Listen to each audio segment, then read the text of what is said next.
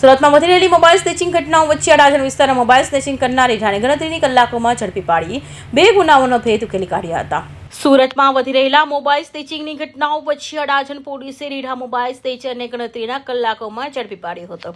ઝડપાયેલા આરોપીએ તોશીફ ઉર્ફે બગલા આરિફ શેખને અડાજણ પોલીસે ઝડપી પાડી તેની પાસેથી અડાજણ વિસ્તારમાં થયેલા 2 મોબાઈલ સ્નેચિંગના ગુનાના ભેદ ઉકેલી કાઢી 2 મોબાઈલ કબજે કર્યા હતા. તો આરોપીની પૂછપરછ કરતા તેની વિરુદ્ધ અગાઉ સલાબતપુરા પોલીસ મથકમાં પણ ગુનો નોંધાઈ ચૂક્યો હોવાની કબૂલાત કરી હતી.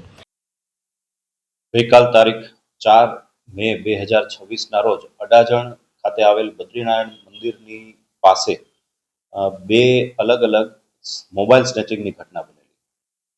ઘટનાની ગંભીરતાને ધ્યાને લઈ સિનિયર અધિકારીઓ સહિત ઘટના સ્થળે જઈ તપાસ કરી અને ગુનો ડિટેક્ટ કરવા માટે વિવિધ ટીમો બનાવી અને પ્રયત્નો શરૂ કરવામાં આવેલા, જેમાં ટેકનિકલ ઇન્ટેલિજન્સ અને હ્યુમન ઇન્ટેલિજન્સના આધારે આ સ્નેચિંગની ઘટનાને અંજામ આપનાર આરોપીની ઓળખ થયેલ.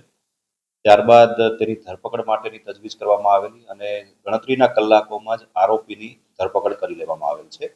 તેની પાસેથી 2 મોબાઈલ પણ કબજે કરવામાં આવેલ છે, જે આરોપી દ્વારા ફરિયાદીઓ પાસેથી ઝૂંટવવામાં આવેલા.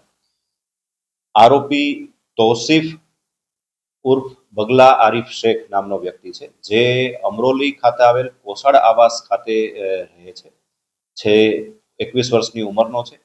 ભૂતકાળમાં સલાબતપુરા પોલીસ સ્ટેશન ખાતે જીપી એક્ટ 135 હેઠળ ગુનો નોંધાયેલો, તેમાં પણ એ આરોપી રહેલ છે. આરોપી મૂળભૂત રીતે મહારાષ્ટ્રના નાસિક પાસેનો છે. છેલ્લા 15 વર્ષથી કોસાડ આવાસ અમરોલી ખાતે રહેણાંક ધરાવે છે.